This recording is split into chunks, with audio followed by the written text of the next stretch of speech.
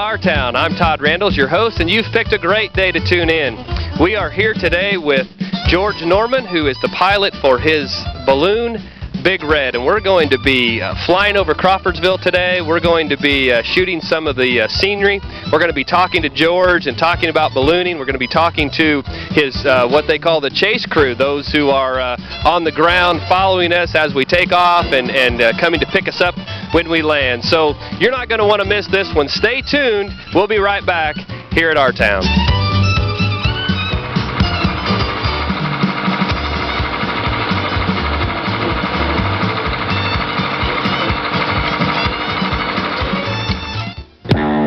They've given our generation a label. X. Generation nothing. They say we have no sense of purpose. They say we have no war to fight and no cause to believe in. Who are they?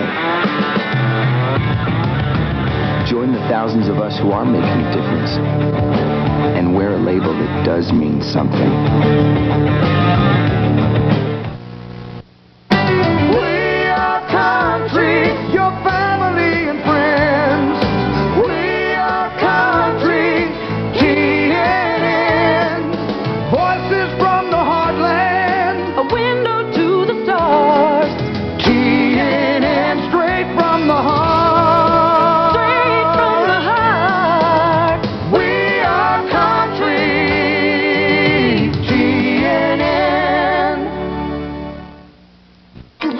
A new day's dawning in fairy tale land, and the stars have never shined brighter. I'm alive! I'm alive! Get in on the celebration and get down with an all-new cast of characters. It's happening here. A whole new season of Happily Ever After, fairy tales for every child, an HBO family series.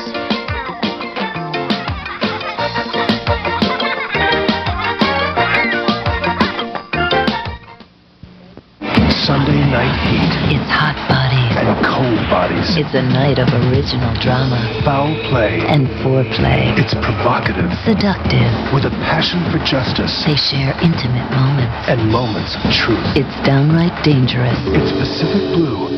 Silk stockings. La Femme Nikita. And the Big Easy. Turn it on. And turn it up. Sunday night heat on USA. The cure for the common show.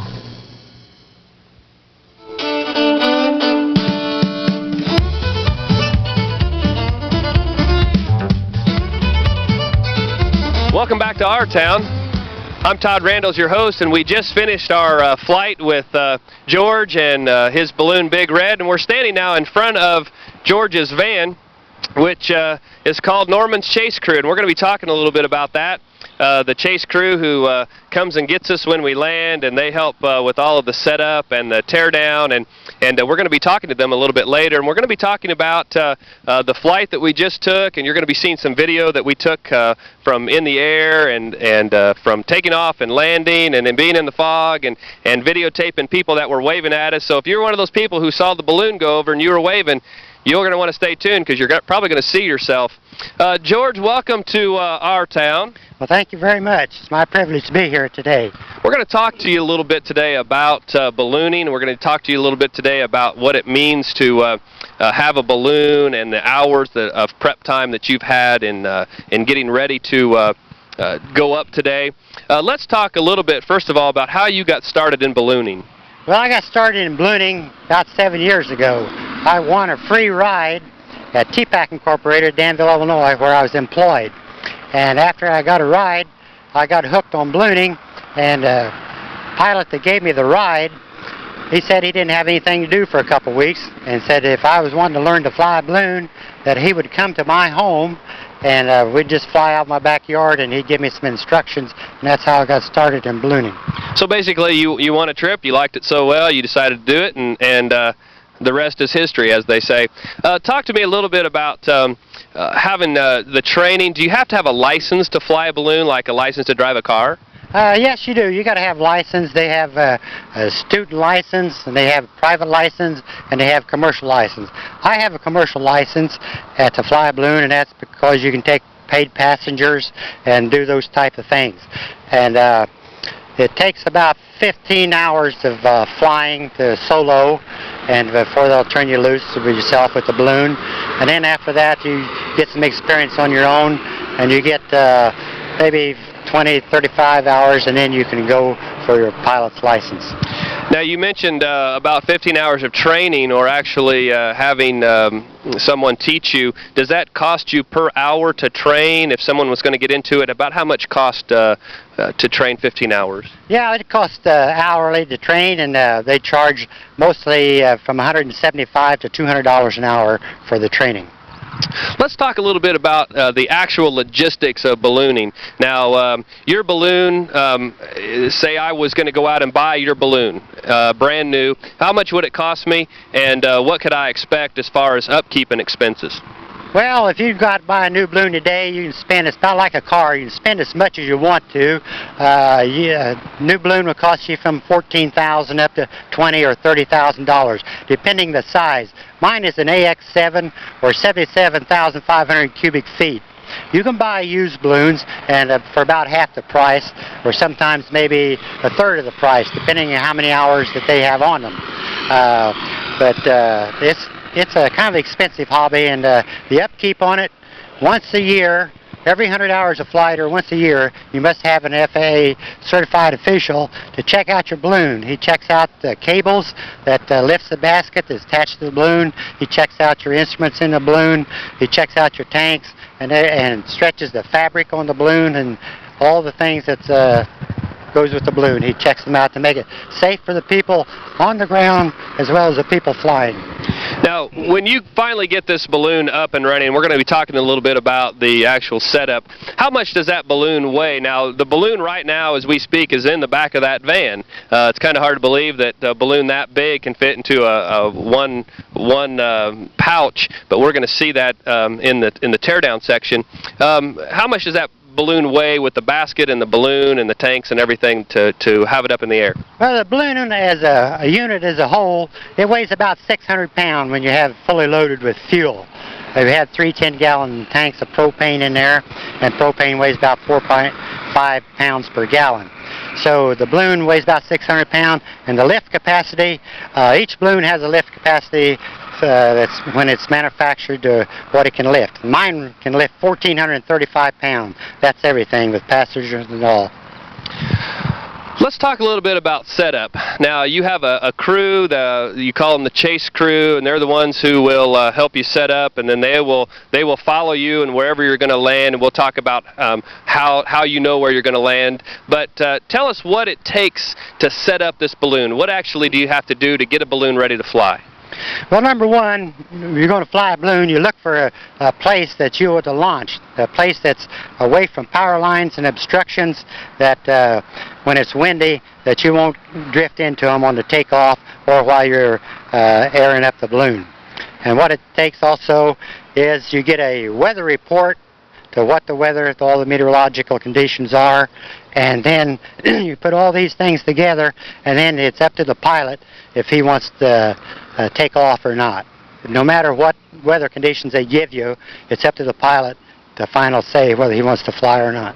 Well, let's talk about actually getting to the site, and you get the balloon out, and then what happens? Well, we take the balloon out, and we lay it on the ground, and we pull it out of the bag that it's packed in, and it's about 70 feet long. So we stretch it clear out on the ground and pull it out from each side, and then we hook up the cables to the basket, and we hook up the altimeter and the gauges and so forth, and then we turn the fan on to inflate.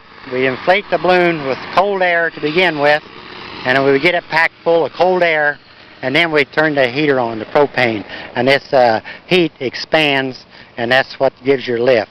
Actually, what happens in the flying a balloon is air inside the envelope or the balloon, it's less dense than the air on the outside that surrounds it, and that's what gives you your lift.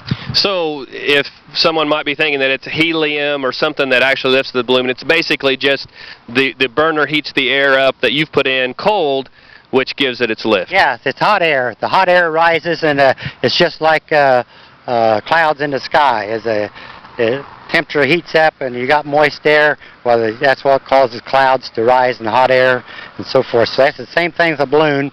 As soon as you heat the air, it starts rising, you get lift. Also, you have to overcome the outside temperature before you start getting any lift on the balloon. If it's 90 degrees outside, you have to have the balloon heated at least 90 degrees before you start getting any lift at all. But it's just the opposite in the wintertime. It don't take hardly any fuel at all to fly in the wintertime. You can, 20 degrees outside, you're starting to get lift as soon as you get over 20 degrees.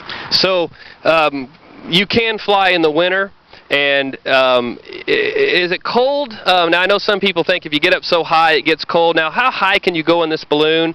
And now, I know today we flew kind of under some fog cover this morning, so we weren't really high, but how high can you go in a balloon, and does it get cold? Well, yes, you can go about as high as you want to go. You can go up to 14,500 feet. They recommend you use oxygen after 12.5, but you can't go to 14.5 if you stay less than a half an hour. So you get up there, you get disoriented if you don't have enough oxygen, and that's why you need oxygen when you go up there at above 12.5. Well, now you, of course, we're standing in front of this van that's the chase crew. Tell us a little bit about now we're up in the balloon. Is the chase crew, are they just watching where you go, or what happens if they lose sight of you, and what kind of contact do you have with the chase crew? Well, the chase crew tries to be there when we land. No, they're not just goofing around. They're watching us as while we're flying, and we have radio contact. And we're talking back and forth to them, telling them we're a site possible that we might be landing. And we always try to obtain permission from the landowner when we land. Sometimes they're not at home, and sometimes if they have cattle or animals, or we pass up the place and look for another one. And sometimes we just land there. If darkness is catching us or we're running low on fuel, we'll go ahead and land and then talk with the landowner. So, in general, how safe is ballooning? Is it a safe hobby? Is it something that you would recommend for other people, or is there some danger involved? There's always danger in any type of sport that you're involved in. But ballooning is relatively safe because it's governed by the FAA. Your balloon must be inspected once a year, or like I said before, every 100 hours of flight by certified FAA official that can repair balloons. And also, that's why we get a weather check. We know what's up there when we take off, and we know what's downwind. You should never take off when you have some type of meteorological atmosphere that's 50 miles upwind, because sometimes these winds and things can catch you while you're in the air. And when you're in the air, you have other guideposts and guidelines to go by. You watch smoke from smokestacks. You watch fires, brush fires, or so forth on the ground, dust on the roads, leaves on the trees. Gives you a good indication of what's going on the ground. Sometimes you're in the air and the wind comes up, and you need to know how to get down in a high wind. Well, we've gotten the perspective from the pilot, and when we come back, we're going to be talking to the folks who are in the chase crew, the folks who are in contact with the balloon and watching him and trying to decide where they're going to land, and they're the ones who have to go and knock up on the door and say, hey, can we land here in your pasture? Can we land here in your yard? And we're going to talk to them when we come back, so stay tuned. We'll be right back with more here on Our Town. I tell people about the ballooning. Okay, so you probably have a lot of knowledge about ballooning and what Big Red can do, right? Sort of. Sort of. Basically, you go out and talk to people and just smile a lot and get them to fly in your grandpa's balloon? Mm-hmm. Well, you're doing a pretty good job. So maybe someday she'll be the local host for a local cable show. What do you think about that? No, thank you.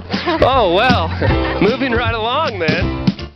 The makers of Tales from the Crypt invite you in to the dark side of science. Don't believe what you see. Kiss me. Or what you hear.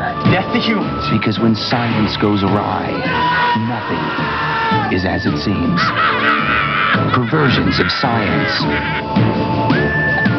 Because a mind is a wonderful thing to twist.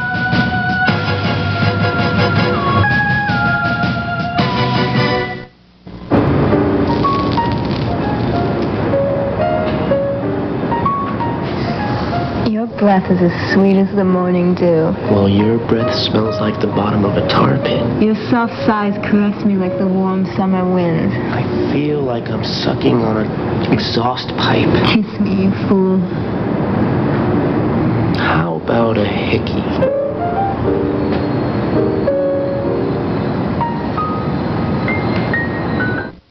Prairie View Golf Club. Now you can experience the newest challenge created by renowned course designer Robert Trent Jones Jr. Prairie View is testimony to the beauty that is Indiana.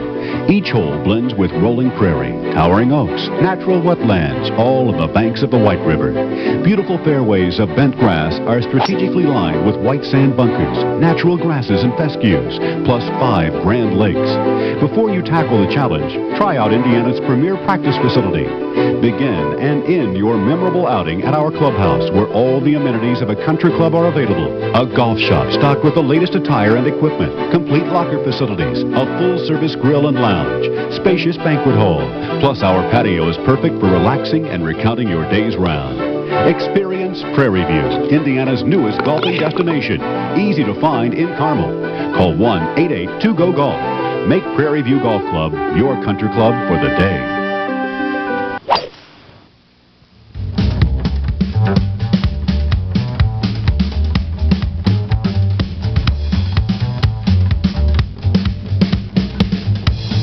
Welcome back to our town. As promised, we're back with the chase crew for the Big Red Balloon. We're going to be talking to all of the chase crew individually, and many of these, all of this chase crew is related to the pilot, George, and we're going to find out who they are, how they're related, and get some stories about ballooning. Let's start right here. And you are? Rodney Norman. And Rodney, how are you related? The pilot is my dad. Okay. Tell us a little bit about how long you've been in ballooning, and maybe there's a story that stands out, something that happened that was exciting that you remember. I've been ballooning for 7 years, ever since Dad started. As far as interesting flight, probably about 2 years ago, we took off one Saturday morning. There was about a foot of snow on the ground and just about 10 above zero, and we went for a flight, and we covered probably about 25 miles in about an hour. Seen a lot of scenery, some eagles, deers, and when we landed, we turned over, and the balloon was just like a scoop or the basket, and we filled about half full of snow and had it down the necks, and it was pretty interesting. So basically, you turn the balloon into kind of a giant snow cone effect, with the basket being full of snow. Now, was this in Indiana or was this in some other state? Well, we started in Indiana and ended up in Illinois, so we've seen a lot of territory in a short time. We were moving right along. Well, that's the thing about ballooning. Wherever the wind's blowing, that's where you're going to go. You don't have much choice. I can't imagine dragging along the ground in the snow, but I'm sure you have many more stories and exciting things that have happened. We're going to move down the line here and talk to the rest of the crew. And your name? Ryan Norman. Ryan, how are you related to the pilot? He's my grandpa. Well, tell us a little bit about what your job is on the chase crew. What do you do? What is your responsibility? And if you don't do it, what happens? Well, I hold the mouth open so the inflator fan can fill it with cold air. And if I don't, then it don't get filled up, and when there's not enough air in there, it like squeezes in, and sometimes you can burn it. So basically, if you don't hold the mouth open, there's no air in the balloon, nobody's flying. Nope. Well, you're a pretty important part of the crew then. That's why they keep you around. Now, do you keep Grandpa in line, or is that just, does he keep you in line? Nah, we all have to keep him in line. Well, you know how grandpas are. Let's move down the line here and see who else we got on this chase crew. Your name? Dustin Norman. Dustin, are you another grandson? Yes. Tell us a little bit about ballooning, what your job is on the chase crew, and what happens if you don't do your job. Well, I run the mouth of the balloon, same as he, and if you don't keep it open, the balloon won't fly, and then when he gets ready to heat it up or whatever, you got to pull cables back step or the balloon will melt. So you have some cables across where the actual burner heats the balloon up for the first time. If you don't keep those cables out of the way, you could have some damage. Yes, when it's laying down. Right. Now, there's two people then holding the mouth of this open, so if one of you are getting lazy, does the other one get on him? Yeah. So you kind of keep each other in line. Mm-hmm. Well, that's good. Well, we're going to move down here to, looks like one of the younger members of the crew. Tell us your name. Aaron Carver. Aaron, how are you related to this guy that flies this balloon? He's my grandpa. That's your grandpa. He's got a lot of grandchildren. Tell us a little bit about what your job is on the chase crew. My job is public relations. Well, public relations. Now, tell us what you do in public relations. I tell people about the ballooning. Okay, so you probably have a lot of knowledge about ballooning and what Big Red can do, right? Sort of. Sort of. Basically, you go out and talk to people and just smile a lot and get them to fly in your grandpa's balloon? Mm-hmm. Well, you're doing a pretty good job. So maybe someday she'll be the local host for a local cable show. What do you think about that? No, thank you. Oh, well, moving right along then. Let's move down to another young member of this crew, and your name is? Tiffany Norman. Tiffany, I would, if I was a betting man, I would bet you were another grandchild. Yep. Well, that's good. Tell us a little bit about your job on the chase crew. My job is to run the fan. So when those guys are holding the mouth of the balloon open when it's laying down, you got to turn the fan on and keep it going. Yep. And if it doesn't go, what happens? It doesn't get air in the balloon. So you're pretty important. Yep. Well, I'll tell you what. Your job is just as important as all these others, but you're younger than all the others. Did they try to boss you around? Not really. Not really. Do you have any stories, any exciting things that have happened while you've been working on the crew? No. Nothing exciting at all, huh? Nope. Well, I'll tell you what. When we went up today, we got into some fog, and I couldn't see, and I got scared. That was exciting. Have you ever been up in the balloon when you couldn't see? No. It's always been clear? Yep. Do you plan on owning a balloon someday? Too expensive, huh? Yeah. Well, let's move on then. Looks like we got another grandson back here. And your name is? Drew. Drew, what's your job on the chase crew? Holding the crown. Tell us what the crown is. It's like a rope, and you're supposed to hold it. That way the wind don't, take it. So basically it's attached to the top of the balloon, and when the balloon starts to inflate, you got to hold it so the balloon doesn't... go one direction that you don't want it to go. Okay. Now, I understand you have a story about a time when you might have been in Missouri. Tell us a little bit about that. Well, we will go and hold down into a field, and they were going up, and I was still on the side, and I dropped 10 feet, and they were still heading up. You dropped 10 feet, and they were still heading up? Yep. Now, was there something about a power line or a high line that Grandpa was headed towards one time? Nope. No, I'm just making that up. I must have dreamed that. No, but that happened the second time. Oh, the second time. So that's another story. So there's probably lots of exciting things that have happened with you. Yeah. Well, I'll tell you what. It's exciting ballooning. I can imagine getting drug in the snow and heading for high lines and dropping 10 feet. I'll tell you what, I don't think my heart can handle ballooning. I may just stick to golf. Well, we're going to move to the last member of today's chase crew, and this is... Patsy Gooch. Now, Patsy, how are you related to George? He's my father. That's your father. So you've been in ballooning for as long as he has then? Yes. Well, now you're on this chase crew, and you have a job. What is it?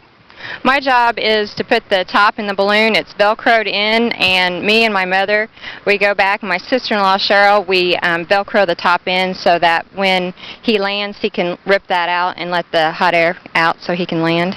So basically, the whole top of the balloon, the whole crown of the balloon is Velcroed in, and then once you start to land, you pull that out, and there's a cord that runs from the top clear down to the basket, and he just pulls on that, and it rips the whole thing out. So if you don't get that Velcroed in and that flies off, there's trouble. There's a big hole. There's a big hole in the balloon, and that's not good? Right, because he knows who did it. Because that's your job. That's your responsibility.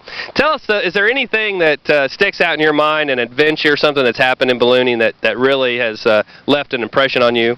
Probably my favorite ride was 2 years ago. My father and my mother and my daughter Erin and my sister-in-law Cheryl and my niece Tiffany, we went to Annonay, France, where ballooning originally started in 1783. And we went to a balloon festival, and we was able to get a ride and go up over the southern part of France. So you've gone overseas and flown in a balloon. Now, did you take Big Red, or did you just fly a balloon there? No, we didn't, because it would cost too much. You'd have to tear it all apart and then ship it over. So we just met a person there that had a balloon, and we were able to use his. Well, I'll tell you what, after speaking to the chase crew, I think George is in pretty good hands, and I felt safe as we flew over Crawfordsville today, and we found the chase crew, or they found us, one or the other, and we had an exciting time. We didn't have anything like power lines or didn't have any snow in the basket, but we did have a great time. And we'll be back. Stay tuned for more right here on Our Town. This is Todd Randles, pastor of the New Market Baptist Church, and it's not the burner keeping this hot air balloon up, it's this preacher's hot air. You're watching Our Town here on Channel 18.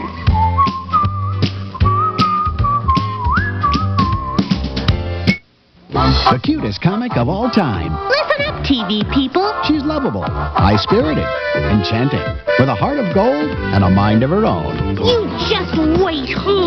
Giving as good as she gets. I've never scared anyone before. And getting what she deserves. Meet President Lulu. So let her tickle your funny bone. The Little Lulu Show.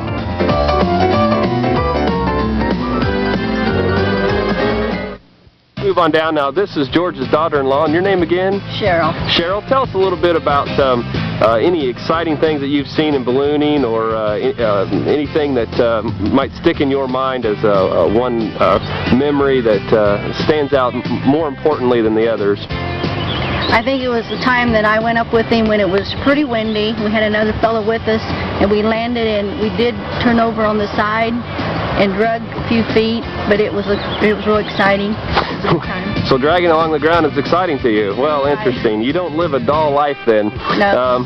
It's one of those things where things have to be right. You don't just do this on the spur of the moment. There's things that have to be done right, or it can be a dangerous sport.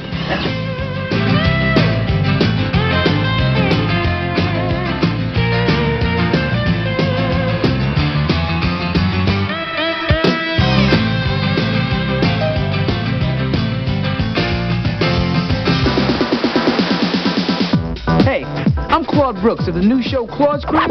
What's a crib, you ask? Let me break it down.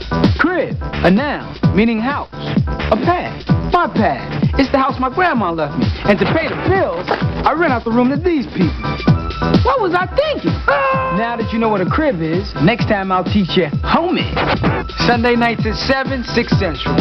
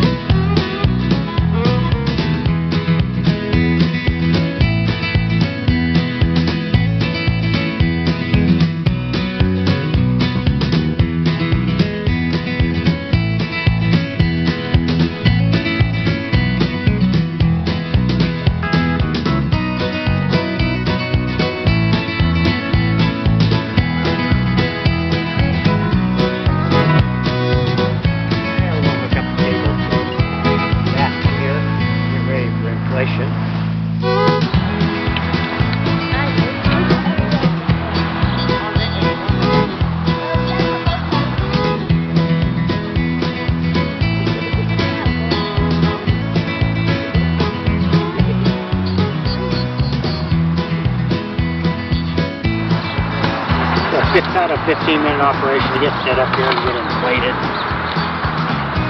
Get off the ground.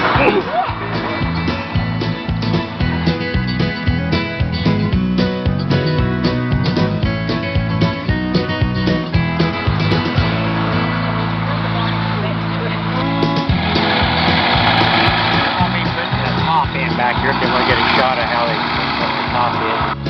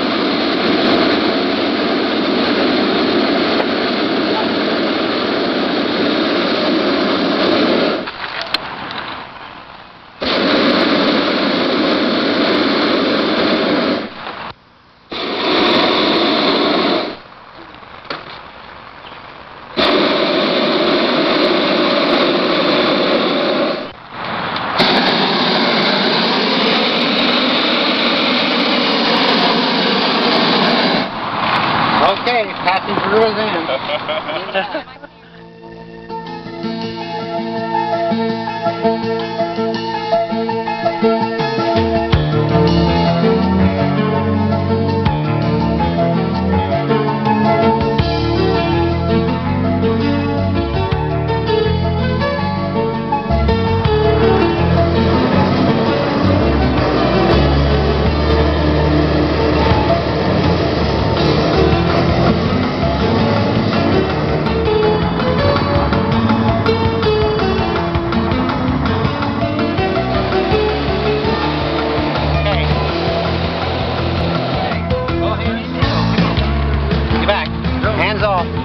Okay. We're airborne.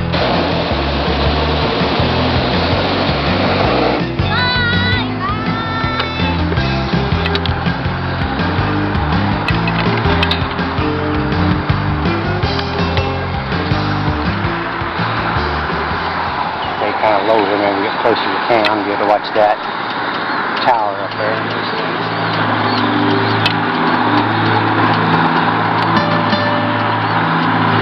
Foggy this morning, really not the best morning for a shot. Yeah, we should probably been over a little closer to town, I think. About up here.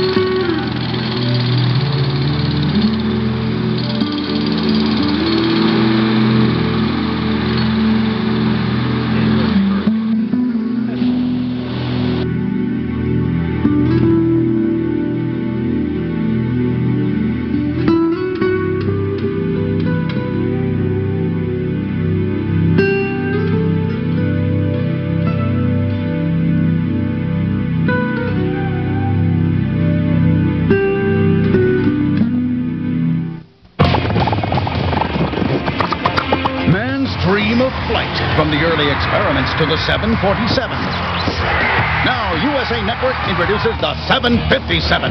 It takes off fast, flies long distance, and lands right in your face. The 757. 2 non-stop hours of high-flying, hard-hitting action direct from the WWF. WWF Monday Night Raw, only on USA. Monday night starting at 7:57. This is your wife, Irene. Irene, tell me a little bit about how long you've been in ballooning and how you got started in this. We've been in ballooning about 7 years, and it started when George won a ride through his employment TPAC, and he and the pilot became good friends, and from that, the pilot agreed to come to the house and give him lessons, and from the lessons he finally got his commercial license, and he's been flying now 7 years. Well, I'll tell you what, it's an exciting adventure.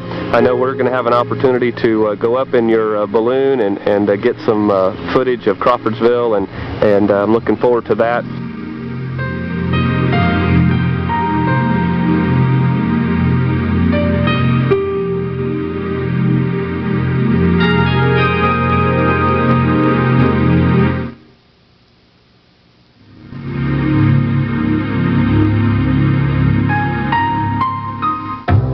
Log on to CNN Interactive for the latest news direct from the CNN newsroom. It's the fastest way to access all the world and national news. Business from CNN FN, the new financial network. Sports scores and highlights from Nick and Fred. Fashion and design with Elsa. Entertainment news from Lauren and Jim. The whole world of CNN on the World Wide Web. We're here 24 hours a day at CNN.com.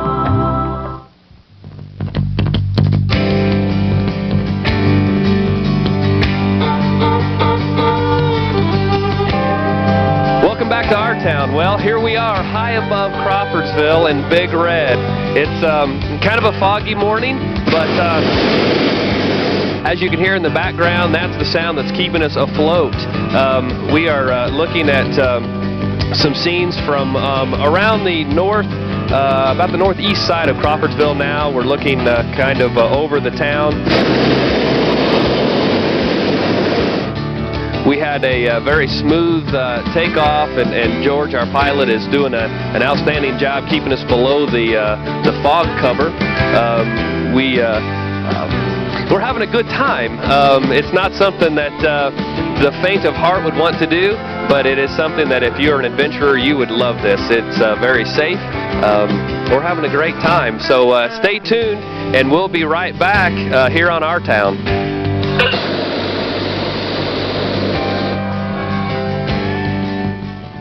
There aren't too many second chances in life, so HBO's bringing you Second Chance Tuesday. Because how often do you get another shot at something you missed? Like this, or even this. Every Saturday on HBO, you're guaranteed a new movie. You know that.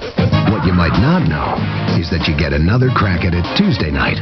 Because on HBO, if you miss Saturday Night Guarantee, bada bing, you need Second Chance Tuesday. Stanley Marcus is a true pioneer. Years ago, we started the Neiman Marcus Christmas catalog. Always look ahead with the customer in mind. Do everything with the customer in mind. That's one of the reasons we're rebuilding Marcus Cable with fiber optic technology. Dare to be a visionary. It's a big job, but like Stanley says, customers are the reason we're in business. With our latest effort, the technology is new, but the idea of putting customers first isn't. Marcus Cable, we're your TV star. When severe weather breaks out, there's one source where you can get the most current information, the Weather Channel. When a weather watch has been issued from the National Weather Service, the Weather Channel transmits it immediately over a brown screen, and continuous updates are issued during the situation. If conditions worsen and the National Weather Service issues a weather warning, within precious seconds this warning is displayed on a red screen, providing valuable information that could save property and lives. When severe weather threatens, watch the Weather Channel for important weather information you can rely on.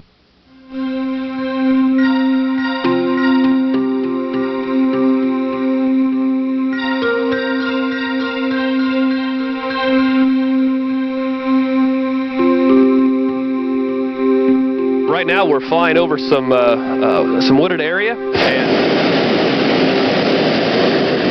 we're told that when you go over trees that you do pick up speed because the air's cooler, and there is a chance for some downdraft. So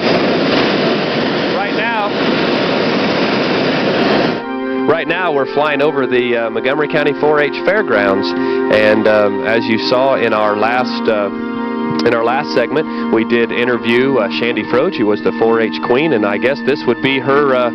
This is where she reigns. So we're having just an outstanding morning. Wayne, our director, is by the look on his face. I don't know whether that is a smile of fear or a smile of fun, but stay tuned and see what happens next here on Our Town.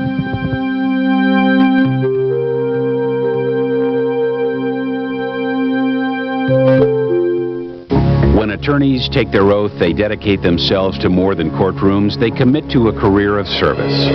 Take Russ. He's an attorney in Shelbyville who's very involved with his local schools and young people.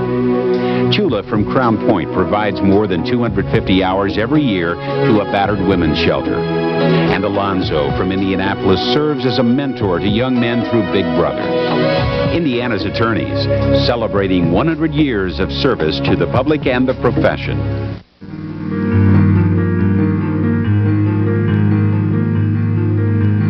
Well, the ride's a lot smoother than what I see you're going right with the wind. There's no wind buffing you in the face or anything.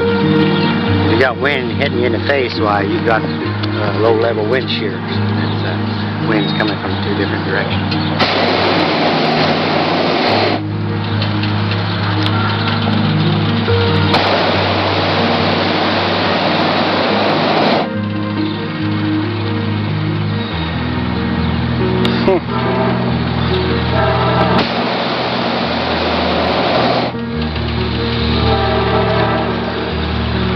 Wake people up this morning for their morning coffee.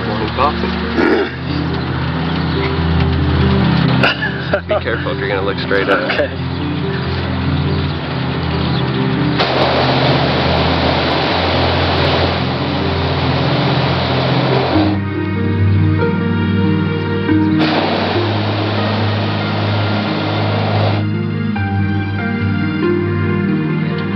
Guy out here walking his dog.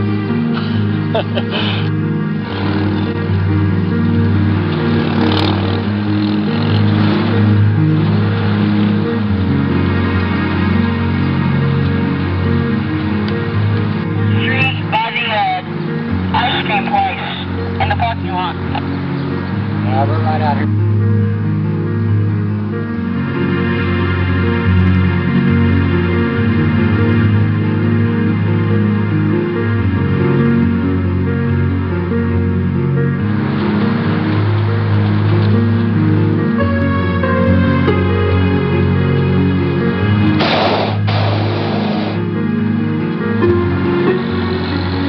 Tell you, when we got into that fog, I got a little nervous. I didn't know we'd get...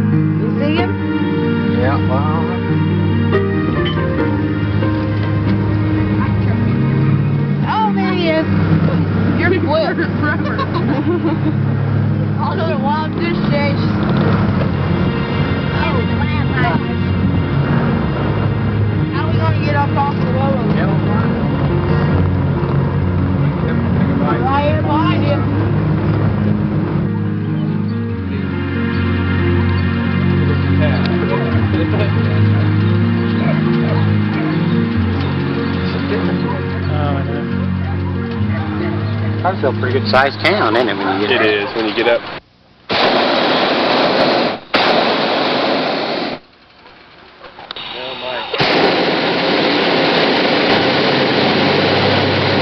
Bill, this is Brian. Give me a call at the office. Is coffee ready? We got you inside, baby.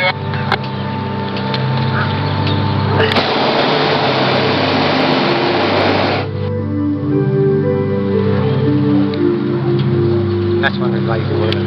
Wind is, as soon as the sun comes up and warms up the rest of the it starts to wind right away. Usually like 8 o'clock.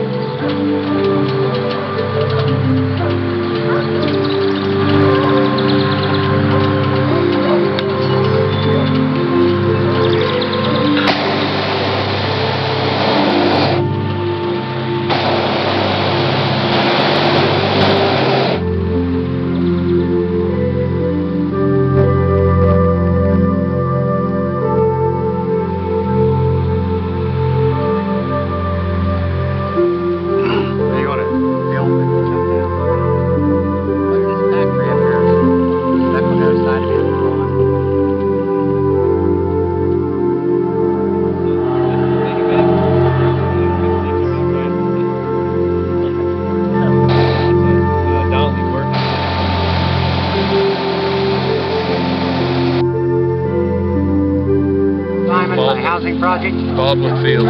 Baldwin Field? We see that yellow building. Okay.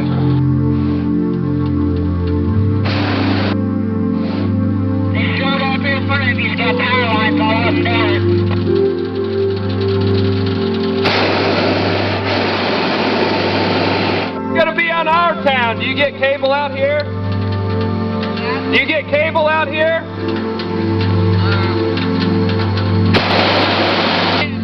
Oh, this is going to be on Channel 18 in Crawfordsville. Channel 18. Behind this house, that first house right there, where you're sitting. Let's see what we got over them. The sign says no trespassing. No trespassing. That doesn't mean us. Is that what it says? Yeah. Yep. Either said no trespassing, no drive-through. Come down.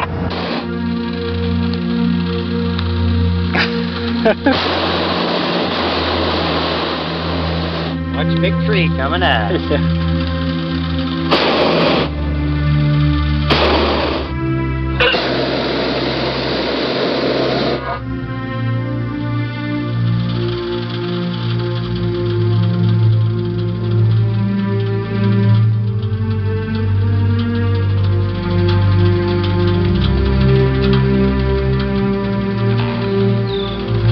Look at all these cars stopping out on the road. That's hilarious. There's some things that those spaceships make those. Yeah. See those aliens? Right there for the lettuce. I got a lander right there. Where? Right there, that waterway.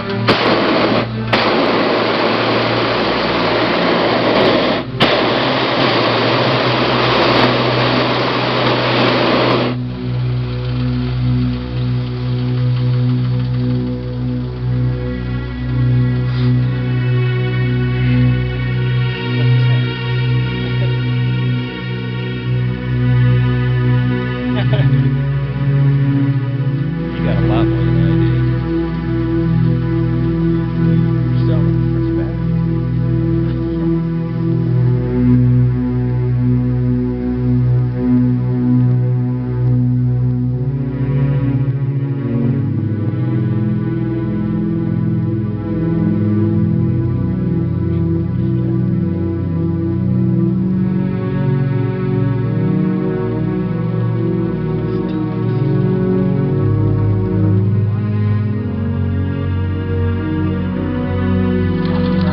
I don't think we're in Kansas anymore, Todd.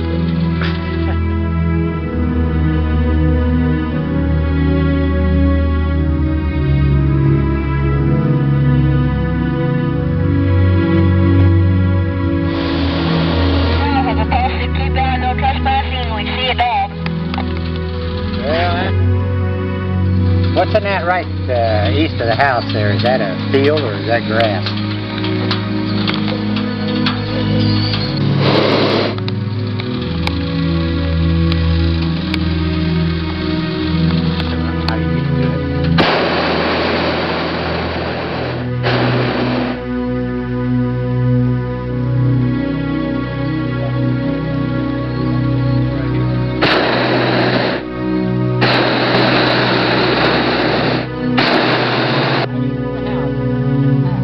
Barn.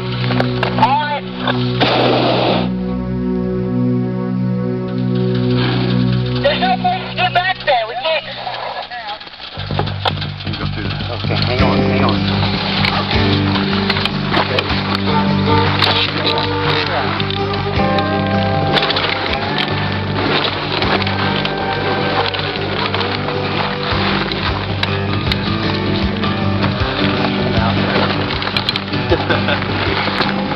And those needles off so they can come out. We're gonna go back to the house and see if we can find a way to get back in there. Well, it's all mowed back there. There's got to be a way to get in there.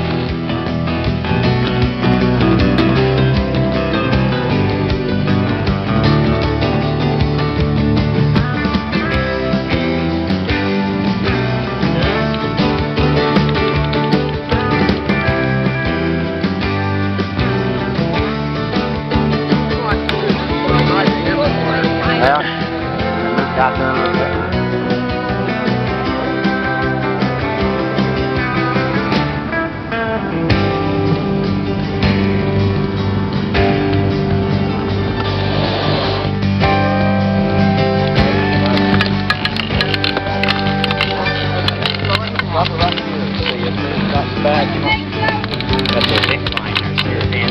Oh, yeah.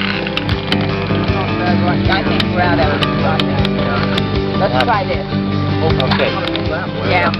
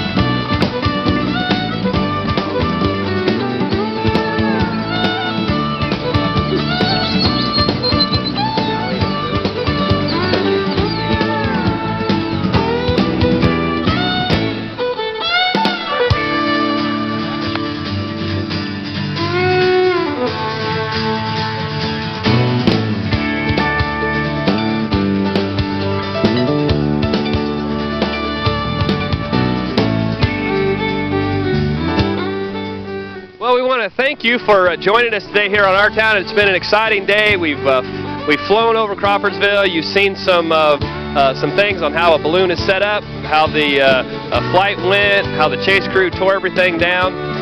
George, tell us now if these folks want to try a hot air balloon, how they can get a hold of you and where you're located. Well, I'm located in Kingman, Indiana. My area code is 765-3973-771. If you want to have an adventure that you won't soon forget, give George and Big Red a call and try hot air ballooning. On behalf of everybody here at Marcus Cable, we want to thank you for joining us today. And if you have show ideas or if you have something that you want me to try or something that you want to see, you just call down to the Marcus Cable office here in Crawfordsville and I'll try it. All you have to do is come up with the idea. So on behalf of Marcus, thanks again for joining us. So long, everybody.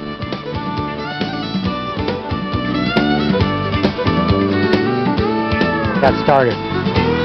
Ballooning began in France in 1783, and as the balloonists landed in the meadows, farmers were out there and they's making hay and so forth doing their daily work, and they didn't know where these people come from, this strange object landing in their meadow.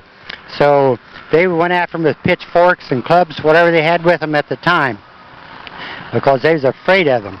So the balloonists thought the next time that they go flying and land, they're going to take some French champagne with them so that the people in the fields, they may drink it and get a little woozy and they won't bother them at all.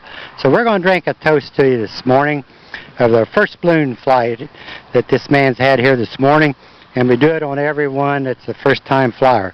So the saying goes like this: the winds have welcomed you with softness, the sun has blessed and warmed your hands.